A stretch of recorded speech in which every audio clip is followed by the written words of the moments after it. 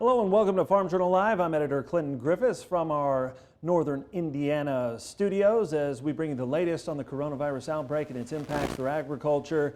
Today we'll talk with a couple of folks about how planning's going from the tractor and from home as some of these storms have moved through the middle of the country. But first, let's get to some headlines out there. The latest shock to the industry, the box beef price on Wednesday, it hit a record $364.62. That's up more than $30 in just the last day, and it's nearly 70% higher since February. But for cattle and hog producers scrambling to find places to process that livestock, financial losses have been significant there.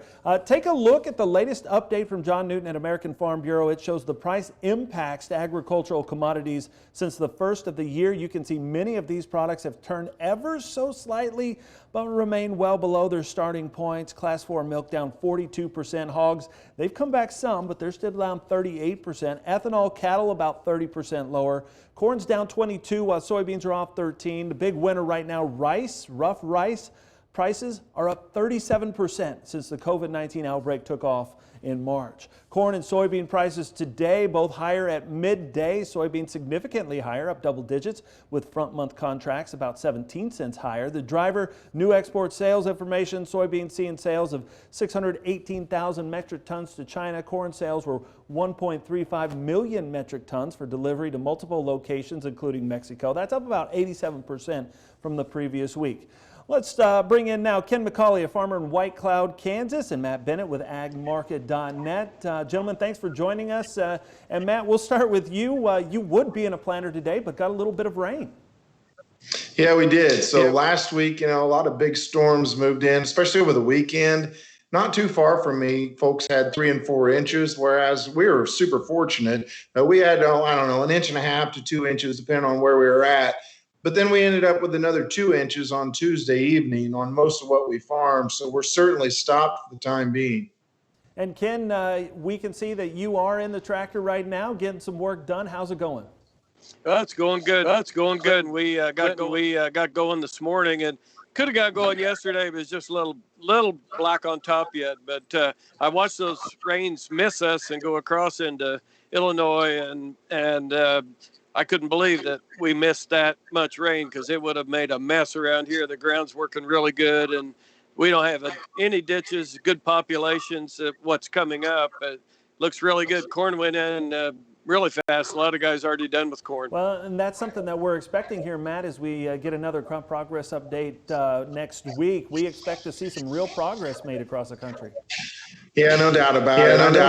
I know there's several folks in my part, maybe east of me in Indiana, that's sitting right now. But for the most part, most people are able to run. There's a lot of folks able to get a lot of progress done this week, and I think next Monday you're going to see maybe the fastest pace we've seen since maybe 2012. And like Ken was saying, I mean, this is the best the ground has worked for us in a long time. And obviously, now that we're sitting, it's going to be a different story. But man, it worked beautifully at the start. And I think that's what conditions most people found, and so they've hit it about as hard as what they could hit it. And Ken, obviously, folks are going if they can go. I think 2019 taught us some lessons of if it's fit and you can get out, get started, get running. How much of last year's lingering experience is pushing you or folks around you there to get this planning done? Well, we hit it hard. We hit it hard early last year, and it really paid off. So I guess that's still working for us. But my son Brad's pretty much running the show, and I'm just trying to help. And he was getting a lot done there last week and the week before. So I think everybody remembers that and doesn't want that to happen again. So there's guys planting corn and beans at the same time here. Most guys still trying to get the corn in first. What as you're out there getting the work done right now, fellas, and you're trying to get a crop in the ground, and I know, Matt, we talked about this a couple weeks ago. What's on your mind right now? What are the big issues that are top of mind that kind of filling up your thoughts? I think a couple of things come to mind. Obviously, profitability in 2020 is a major concern. You sit here and you look at 330, 335 December corn.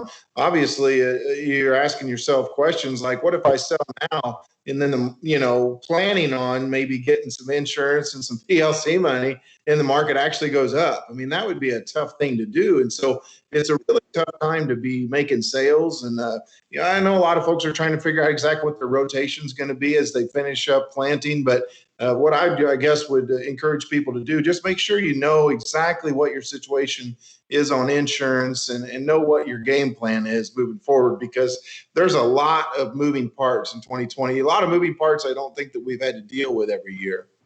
Ken, what do you think? What's top of mind for you? No, Matt's exactly right. Talk about the board today, and even with a good basis, that's terrible price, and you could really get whipsawed in this thing without the proper marketing. And I'm kind of a simple marketer, but what he just said, you could have a $3 or $2.75 corn sale counting on PLC or crop insurance and just really be in a wreck. So that's really something to think about. We hauled a few loads of corn yesterday just to put the bottom in the market. So, anybody can just start a GoFundMe page. Yeah, no kidding.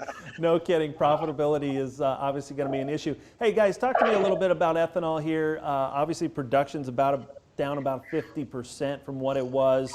I know both of you kind of keep an eye on that, given the fact that you're putting some corn in the ground, and that's a big demand driver for us. We did see some gasoline consumption start to rebound as some of these states began to open back up. With corn, basically, it's just such a huge driver. Whenever you're talking 30 to 40% of what we're raising, we're trying to usher towards ethanol.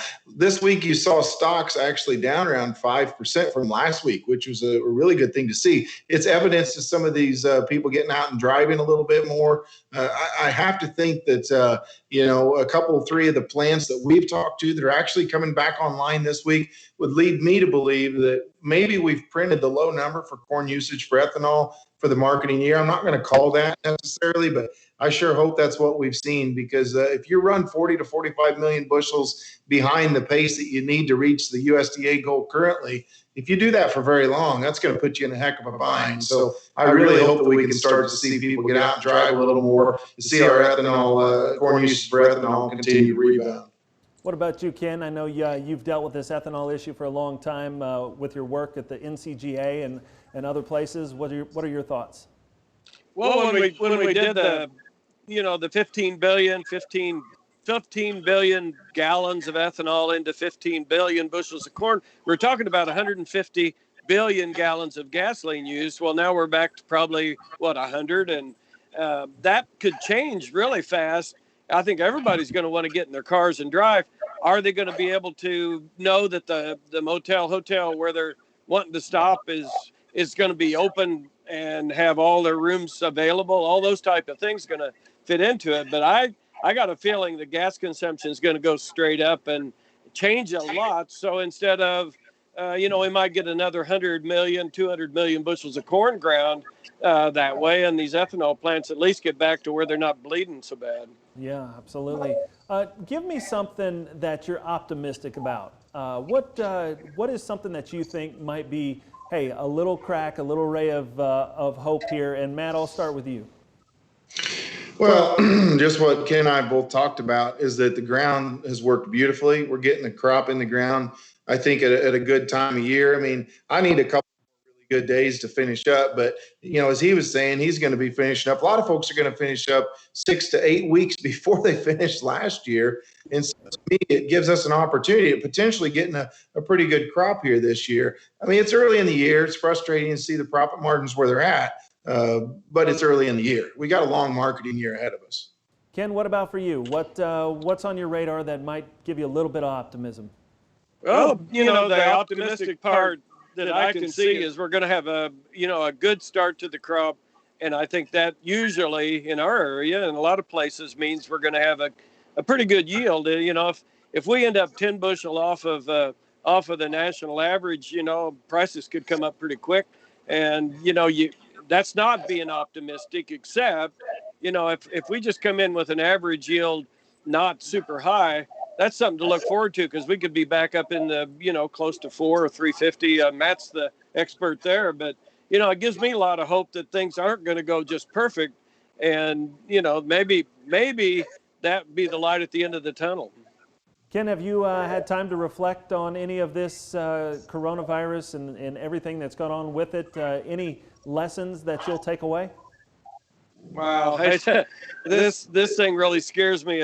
We get through this. I think everything's going to be fine as we open back up. They're really being cautious. I don't think it's going to be huge, but looking down the road, what's going to be the thing they pull the trigger on next, because they're setting some really tight perimeters as far as the next thing that scares somebody really big. And that to me that's what's going to really change how the reactions are out front of this next one.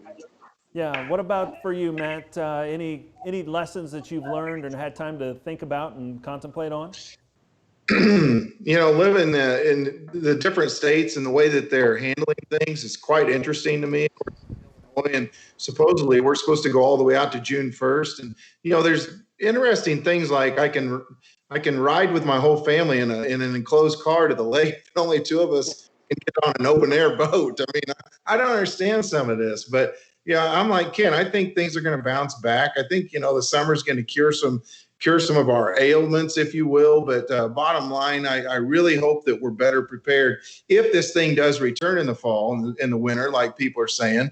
I sure hope that we're prepared. We're not going to be so shell-shocked and running out of fear, because typically when you make decisions based on fear, it doesn't work out so good for you in all kinds of different facets of life. Well, I appreciate both of you taking a few minutes to share your thoughts and reflections with us.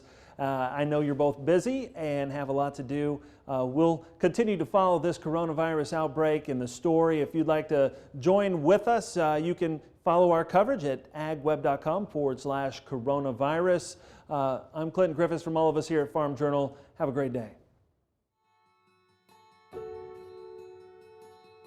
This season, rather than madness, opening days, or taking a break, the world is frozen, silenced by quarantines, isolated by distance, and edging on panic.